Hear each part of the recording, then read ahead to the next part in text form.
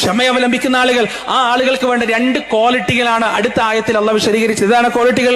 അല്ലദീന ഇദാ അസ്വാബത്ഹും മുസീബ ഖാലൂ ഇന്നാ ലില്ലാഹി വ ഇന്നാ ഇലൈഹി റാജിഊൻ. അവർക്കൊരു ബുദ്ധിമുട്ട് ബാധിച്ചാൽ, അവർക്കൊരു പ്രയാസം ബാധിച്ചാൽ അവർ പറയുകയാണ് ഖാലൂ ഇന്നാ ലില്ലാഹി, ഞങ്ങൾ അല്ലാഹുവിനുള്ളവരാണ്, വ ഇന്നാ ഇലൈഹി റാജിഊൻ, ഞങ്ങൾ അവങ്കലേക്ക് മടക്കപ്പെടുകയും ചെയ്യുന്നവരാണ്. ഇത് 2 ക്വാളിറ്റികളാണ്.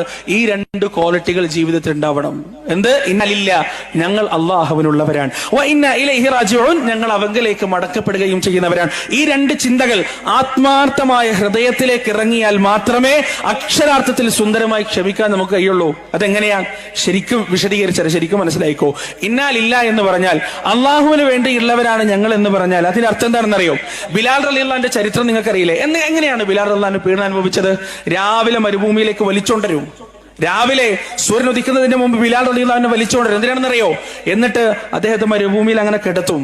എന്നിട്ട് വലത് കാലിൽ ഒരു ഒട്ടകത്തെ കെട്ടിയിടും, ഇടത് കാലിൽ വേറൊരു ഒട്ടകത്തെയും കെട്ടിയിടും. എന്നിട്ട് ആ 2 ഒട്ടകത്തെയും 2 ഭാഗത്തേക്ക് തളിക്കും. എന്തായിരിക്കും അവസ്ഥ? ഒരു മനുഷ്യനാണ്.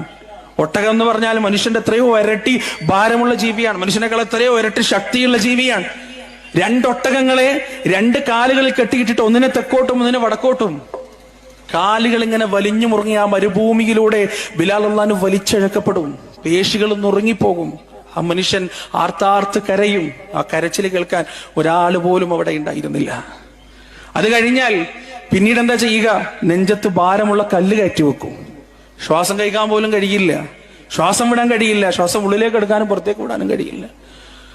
ശ്വാസം വലിക്കാൻ പ്രയാസപ്പെടുമ്പോൾ ചാട്ടവാറ് കൊണ്ട് ശരീരം മുഴുവൻ അടിക്കും.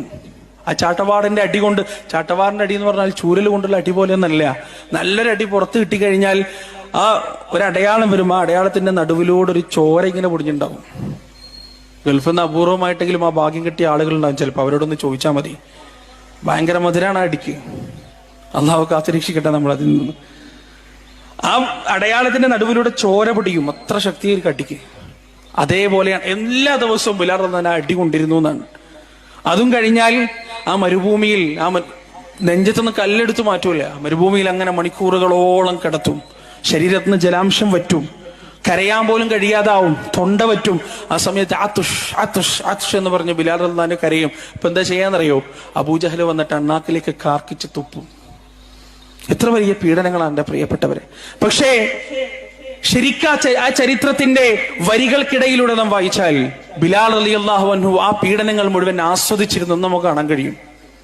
എങ്ങനെയാണെന്നറിയോ? ബിലാൽ റളിയല്ലാഹു അൻഹുവിന്റെ നെഞ്ചത്ത് ഭാരമുള്ള കല്ലുകൾ കയറ്റി വെച്ച് ശ്വാസം കഴിക്കാൻ ബിലാൽ റളിയല്ലാഹു അൻഹു പ്രയാസപ്പെട്ടപ്പോ അദ്ദേഹത്തിന്റെ മനസ്സ് അദ്ദേഹത്തോട് പറഞ്ഞു കൊടുക്കുന്നുണ്ടായിരുന്നു, യാ ബിലാൽ, ലില്ലാഹി റബ്ബിൽ ആലമീൻ, ഇത് അല്ലാഹുവിന് വേണ്ടിയാണ്, റബ്ബിന് വേണ്ടിയാണ്. ഇസ്ബിർ, ക്ഷമിക്കുക, സുന്ദരമായി ക്ഷമിക്കുക. ചാട്ടവാറിന്റെ ഓരോ അടിയും ശരീരത്തിന് മുറിവേൽപ്പിക്കുമ്പോ, പുകച്ചിലുള്ള വേദന എടുക്കുമ്പോ, വേദന കൊണ്ട് സഹിക്കുമ്പോ ബിലാലിന്റെ മനസ്സ് ബിലാലിനോട് പറഞ്ഞു, യാ ബിലാൽ, ലില്ലാഹി റബ്ബിൽ ആലമീൻ, അല്ലാഹുവിന് വേണ്ടിയാണ്, അതുകൊണ്ട് ക്ഷമിക്കുക ബിലാൽ. നെഞ്ചത്ത് ഭാരമുള്ള കല്ലുകൾ വെച്ച് ഒട്ടകങ്ങൾ 2 ഭാഗത്തേക്ക് നയിക്കുമ്പോ, പേശികൾ നുറുങ്ങിപ്പൊട്ടുമ്പോ ബിലാലിന്റെ മനസ്സ് ബിലാലിനോട് പറഞ്ഞു, ബിലാൽ, ലില്ലാഹി റബ്ബിൽ ആലമീൻ, അല്ലാഹുവിന് വേണ്ടിയാണ്, സുന്ദരമായി ക്ഷമിക്കുക. ഇന്നാ ലില്ലാഹ്, ഞങ്ങൾ അല്ലാഹുവിനുള്ളവരാണ്. ഈ ഒരു മനോനില നമുക്കുണ്ടെങ്കിലുണ്ടല്ലോ, ലോകത്തൊന്നിനെയും പേടിപ്പിക്കാൻ, നമ്മളെ പേടിപ്പിക്കാൻ കഴിയില്ല എന്നതാണ് സത്യം. ഇനി അങ്ങനൊന്നും സംഭവിക്കാതിരിക്കട്ടെ. ഇനി നാളെ വീട് നഷ്ടപ്പെട്ടു, സ്ഥലം നഷ്ടപ്പെട്ടു, പൗരത്വം നഷ്ടപ്പെട്ടു, ലോകത്തൊരു രാഷ്ട്രവും സ്വീകരിക്കാൻ തയ്യാറല്ല, അലഞ്ഞു തിരിയാൻ അനാഥപ്രേതങ്ങളെ പോലെ. അപ്പോഴും പ്രിയപ്പെട്ടവരെ, എല്ലാ അവകാശങ്ങളും നിഷേധിക്കപ്പെട്ടാലും, എല്ലാം നഷ്ടപ്പെട്ടാലും, എല്ലാം നഷ്ടപ്പെട്ട് പീഡനപർവങ്ങൾക്ക്, കോൺസെൻട്രേഷൻ ക്യാമ്പുകൾക്ക് സമാനമായ തടവറകളിൽ അങ്ങേയറ്റം പീഡനം അനുഭവിക്കുമ്പോഴും കാണുന്ന ആളുകളുടെ കണ്ണിൽ വലിയ സഹിക്കാൻ കഴിയാത്ത പീഡനമായിരിക്കാം ഒരു പക്ഷേ അത്. പക്ഷേ നമ്മെ സംബന്ധിച്ചിടത്തോളം ആ പീഡനപർവങ്ങൾ മുഴുവൻ പൂച്ചെണ്ടുകൾ പോലെ, അനുമോദനങ്ങൾ പോലെ സ്വീകരിക്കാൻ നമ്മെ കൊണ്ട് പറ്റും. ആ ചിന്ത മനസ്സിലുണ്ടെങ്കിൽ ലില്ലാഹി റബ്ബിൽ ആലമീൻ, എന്റെ രക്ഷിതാവിന് വേണ്ടിയാണ്, റബ്ബിന് വേണ്ടിയാണ്, എനിക്ക് കണ്ണുകളും കാതുകളും കാലും കൈയും ഹൃദയവും കരണം നൽകിയ എന്റെ പ്രിയപ്പെട്ട രക്ഷിതാവിന് വേണ്ടിയാണ് ഞാൻ ഇത് സഹിക്കുന്നത് എന്ന ആത്മാർത്ഥമായ ബോധം എന്റെയും നിങ്ങളുടെയും മനസ്സുകളിൽ ഉണ്ടായാൽ, പ്രിയപ്പെട്ടവരെ, ഒരു പീഡനത്തിനും നമ്മെ ഭയപ്പെടുത്താനോ പിന്തിരിപ്പിക്കാനോ കഴിയില്ല. അങ്ങനെ ക്ഷമിക്കാൻ കഴിയണമെങ്കിൽ അതിനുണ്ടാവേണ്ട ഒന്നാമത്തെ ക്വാളിറ്റിയാണ് ഇന്നാ ലില്ലാഹ്, ഞങ്ങൾ അല്ലാഹുവിനുള്ളവരാണ്. രണ്ടാമത്തേത് വ ഇന്നാ ഇലൈഹി റാജിഊൻ, അത് അതിനേക്കാൾ വലിയൊരു സംഗതിയാണ് കേട്ടോ. വ ഇന്നാ ഇലൈഹി റാജിഊൻ, ഞങ്ങൾ അല്ലാഹുവിലേക്ക് മടങ്ങുകയും ചെയ്യുന്നവരാണ്. എങ്ങനെയാണ് ഈ ഒരു ചിന്ത നമ്മെ ശക്തരാക്കുന്നത് എന്നല്ലേ? കുറച്ച് ദിവസങ്ങൾക്ക് മുമ്പ് ഒരു ഫേസ്ബുക്ക് പോസ്റ്റ് കണ്ടു. ആ പോസ്റ്റിൽ എഴുതിയിരിക്കുന്നത് ഇങ്ങനെയാണ്: ജീവിതം ഒന്നുള്ളൂ, ആ ജീവിതം നിങ്ങൾ എന്ത് ചെയ്യണം? പരമാവധി ആസ്വദിച്ച് അടിച്ചു പൊളിച്ച് എൻജോയ് ചെയ്ത് ജീവിക്കണം. വെറുതെ പരലോകം, സ്വർഗം, നരകം, മാശറ, വിചാരണ, ഖബർ എന്നൊക്കെ പറഞ്ഞ് നിങ്ങൾ എന്ത് ചെയ്യാൻ പാടില്ല? ആ ജീവിതത്തെ പാഴാക്കി കളയാൻ പാടില്ല. അത് നല്ലോണം ആസ്വദിച്ചിട്ട് വേണം നിങ്ങൾ ജീവിക്കാൻ എന്നാണ് ആ പോസ്റ്റിൽ എഴുതിയിരിക്കുന്നത്. സത്യത്തിൽ നമ്മൾ കണ്ടാൽ എന്താ വിചാരിക്കുക? ശരിയാണ്. ഇങ്ങനെയാണെങ്കിൽ, ആയിരുന്നെങ്കിൽ ഒരുപക്ഷെ ജീവിതത്തിൽ ഒരു ടെൻഷൻ ഉണ്ടാവില്ലായിരുന്നു. തോന്നിയതുപോലെ ജീവിക്കാം, ആഗ്രഹമുള്ളതെല്ലാം കഴിക്കാം, കുടിക്കാം, അനുഭവിക്കാം, രസിക്കാം. ഒരു തടസ്സങ്ങളില്ലല്ലോ, വേലിക്കെട്ടുകൾ ഉണ്ടല്ലോ, ഇല്ലല്ലോ. സമാധാനത്തിന്റെ വാക്കുകളാണ് അത് എന്നാണ് ഒറ്റ നോട്ടത്തിൽ നമുക്കൊക്കെ തോന്നുക. പക്ഷേ യഥാർത്ഥത്തിൽ അസമാധാനത്തിന്റെ തുടക്കമാണ് ആ വാക്കുകൾ. അതെങ്ങനെയാണെന്നല്ലേ ഒരു ഉദാഹരണം പറഞ്ഞുതരാം. ഇത്തരത്തിൽ ഈ ജീവിതം കൊണ്ടെല്ലാം അവസാനിക്കുമെന്ന് ഉറച്ചു വിശ്വസിക്കുന്ന ഒരാൾ അയാളുടെ മകളെയും കൊണ്ട്, അല്ലെങ്കിൽ മകനെ, 1.5 വയസ്സ് 2 വയസ്സുള്ള മകനെയോ മകളെയോ കൊണ്ട് വീട്ടിൽ നിന്ന് പുറത്തേക്ക് ഇറങ്ങാൻ, വൈകുന്നേരം കുറച്ച് കാറ്റ് കൊള്ളാൻ വേണ്ടി പുറത്തേക്ക് ഇറങ്ങാൻ. അങ്ങനെ മുറ്റത്തിൽ നിന്ന് ഇങ്ങനെ കാറ്റ് കൊള്ളുമ്പോൾ പെട്ടെന്ന് തെങ്ങിന്റെ മണ്ടയിൽ നിന്ന് ഒരു തേങ്ങ നേരെ വീഴുന്നത് ഈ കുട്ടിയുടെ തലയിലേക്കാണ്.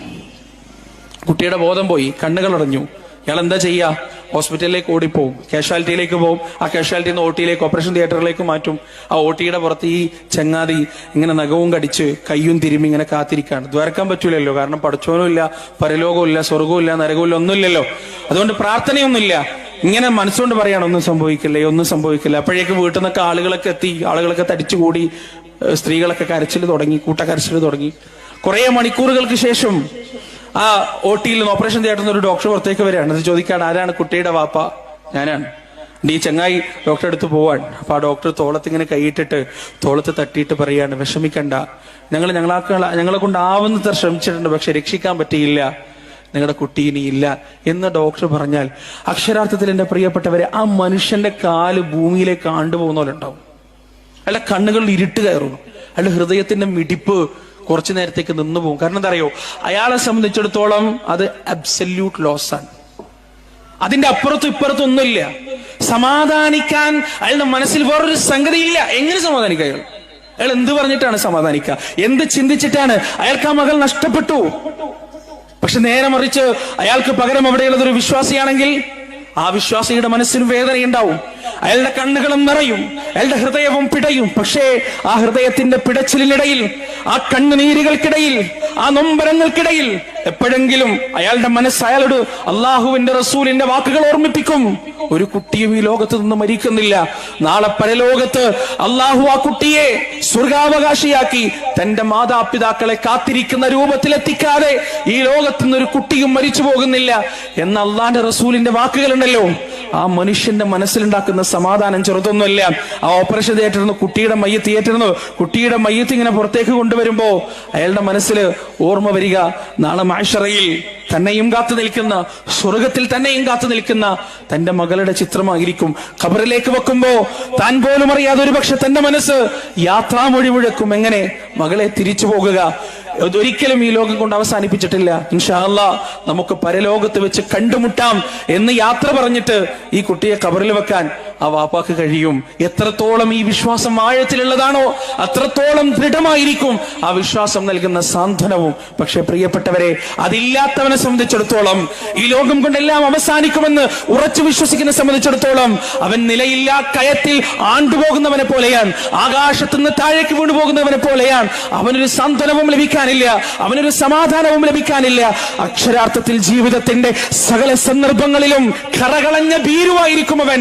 വേദനയുടെ സന്ദർഭങ്ങളിൽ മാത്രമല്ല, ഭയം കൊണ്ട് പരീക്ഷിക്കപ്പെടുമ്പോ ആ ഭയത്തിന്റെ മുന്നിൽ 1000 തവണ അവൻ മരിച്ചിട്ടുണ്ടാവും. വീട്ടിന്റെ പുറത്ത് കലാപകാര്യങ്ങളെങ്ങാനും വളയുകയാണെങ്കിൽ ആ വീടിന്റെ ഉള്ളിൽ 2 പേരുണ്ടെന്ന് വിചാരിക്കുക.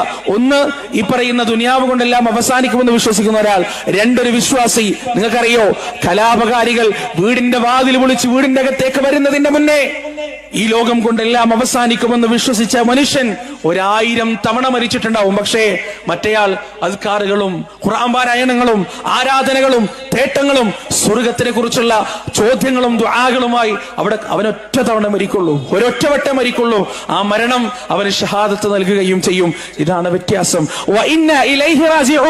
റബ്ബിങ്കിലേക്ക് മടങ്ങേണ്ടവരാണ് ഞങ്ങൾ, അള്ളാഹുവിങ്കിലേക്ക് തിരിച്ചു പോകേണ്ടവരാണ് നാം എന്ന ചിന്ത നമ്മുടെ മനസ്സിലുണ്ടാക്കുന്ന മാറ്റം ഇതാണ്. അവിടെ നിന്ന് അങ്ങോട്ട് നാം ഭീരുക്കളാവില്ല എന്റെ പ്രിയപ്പെട്ടവരെ, ഒരിക്കലും.